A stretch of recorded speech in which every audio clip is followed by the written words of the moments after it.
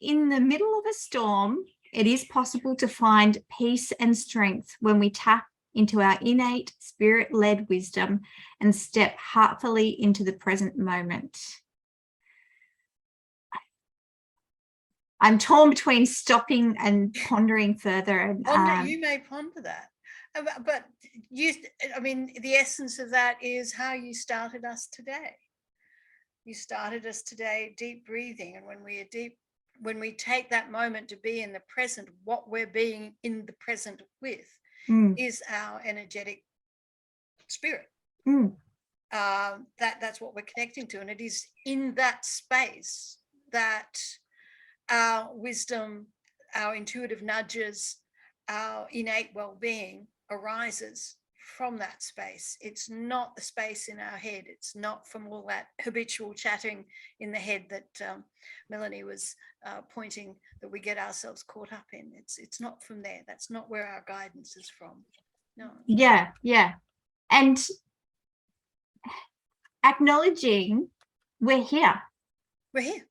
Yes. What a miracle. It is. I think there was some statistic quoted not long ago, like 44 billion trillion and some ridiculously huge number of like the fact that we exist is some statistical improbability that is just so phenomenal that our little brains can't cope with the number. But yeah, we're here. We are here. And that's all that there is here now, this moment. Yeah. I'll read a little more of your bio before we have you dive into self-doubt and turning it into confidence.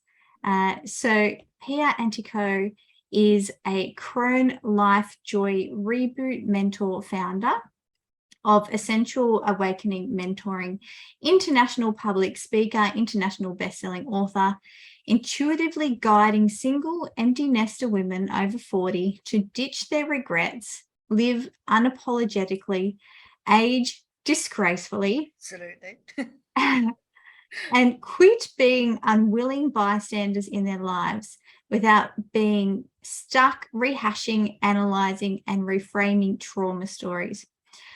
Prompted toward transformative insight through embodying 𝐻𝐯𝐞𝐫's unique 6-step Awaken the Joy Within framework, her clients learn to trust the guidance of their carefree wisdom and confidently act on those inner nudges towards their desired outcomes.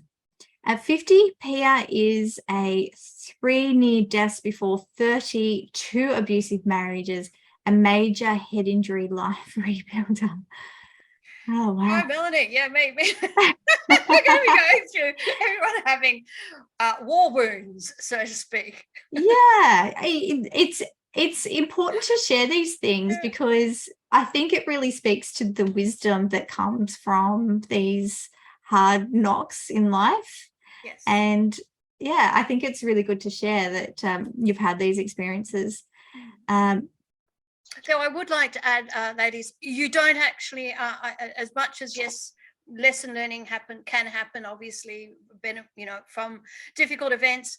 Our wisdom is innate to us. We don't actually have to go through the mill in order to access our wisdom. Just want to let you know. Yeah, thank you, 𝐻𝐯𝐞𝐫. Please don't jump off that cliff just because you think you have to. That's okay. Did I say it's good that you're sharing these experiences, or good that you had these experiences? I think you said sharing, but I did just want to, or maybe, yeah, but I just want to let that know, because we do actually have this idea that the only way to learn is the hard way. And I really just want to, and that has been my life script for quite some time, unconscious and conscious, and it was an epiphany moment when I had one of my mentor and coaches say, you do realize that your wisdom is innate and you don't actually have to access it through difficulty. Yeah, we often do, but that doesn't have to be. It's not a prerequisite. No, it's not. Just yeah. Wonderful. 𝐻𝐯𝐞𝐫's mission is to help single empty nester women over 40 effortlessly get past their darkest moments by tapping into their innate well-being, so they can shine the light of their radiant, joyful wisdom and step into their dreamed of future. Okay, how are we going to step away from self-doubt into confidence, 𝐻𝐯𝐞𝐫? Well, the biggest lesson I've learned along the way, my practice, the way I show up in my coaching, and is informed by a framework called the Three Principles Paradigm by Sydney Banks. So you all can go look that up and have an interesting read. He talks primarily about the key understanding that what is our guidance system. We, in our logical, rational, materialist worldview, that, you know, science, empiricism and all that sort of stuff, we have this notion that it's the story in our head, that we have to listen to our thinking. We also often labor under the misapprehension that the outside world is what's causing our feelings. We say things quite commonly, like, my kids are driving me crazy, my husband's pissing me off, my job is driving me mad, all that sort of stuff. Or equally, you know, the holiday's making me happy, either way. But we tend to look at it as being it's the outside world and the people in it that are making us feel stuff. And the natural consequence of that kind of misunderstanding is that then we go about trying to control the outside world, change the outside world, change the people in it in order for us to be okay. So often our sense of insecurity, uncertainty, fear is because, well, we think it's the outside world and the things happening, and naturally we can't control the outside world. Then worry kicks in, and we then try and do things to make ourselves and feel more comfortable, make the situation look better, feel better, and we can't. And so then that just keeps feeding into a sense of insecurity. But when we understand that it's not the outside world that's causing our feelings, but our story, what we give the world meaning through our thought in the moment. We then, as Melanie was saying, we get into a loop of habitual personal thinking that looks absolutely real to us. And then we start making assumptions and building more story on top of the already existing story. We make assumptions about people and ourselves and the world. And we keep trying to either change the outside world or get caught up in the story in our head and try and play with that. But when we understand that our actual guidance system is not the story in our head, and we're not being pushed around by the outside world, we have a deep universal wisdom. We are energy beings having a human experience. We are made of the same energy that is in the universe, that is the energy that enlivens everything around us. We are all connected in that way. And in that space of our innate wisdom, we get those little nudges towards the joy that is innate to us. We have innate well-being. We get caught up in a story in our head that may make us not realize our innate well-being at times. But in each fresh present moment, we have access to unlimited universal knowing. And so when we slow down to the present moment and allow ourselves to tap into that quiet space within, we are able then to more and more trust the guidance of that little inner voice, of that intuitive wisdom. And so what I've found over the decades is that when I give myself that permission to tap into my inner voice and listen to the little yes or the head shaking no, and go in the direction that I am feeling in my gut to be guided towards, then it kind of doesn't matter what the world is doing out there. And I also then don't get caught up for quite so long in the chatter in my head that might be saying, yeah, but what if? Or no, you couldn't do that. Or what are you thinking? That's not possible. All that self-doubting thinking, that imposter syndrome, again, as Melanie was talking about earlier. When we allow ourselves to be in our inner wisdom and be guided by that,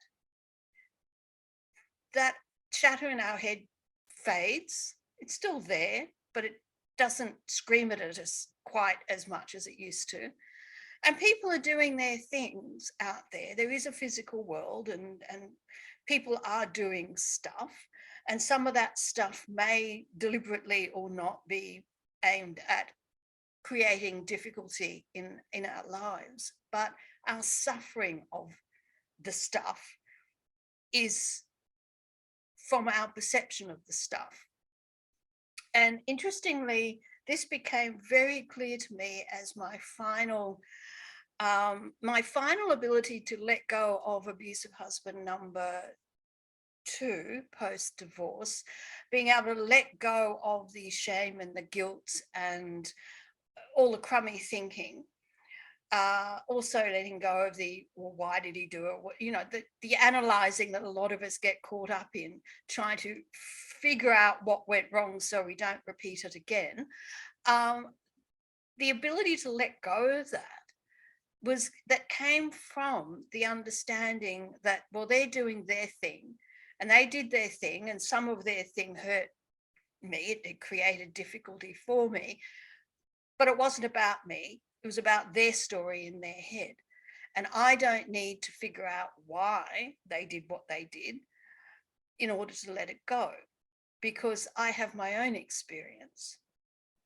And in the end, 6 years later, thousands of miles distance between us, me sitting on my lounge on a Saturday afternoon in virtually bringing him up in it, like it's almost, I was having a conversation with him in my head, and it was almost like he was sitting there, and the penny dropped. He's not there, and I am creating my own dissatisfaction and sadness and anger years later through my story about him, and I don't need to keep doing it, and nothing was going to be learned from persisting in that story, and realizing that I have my own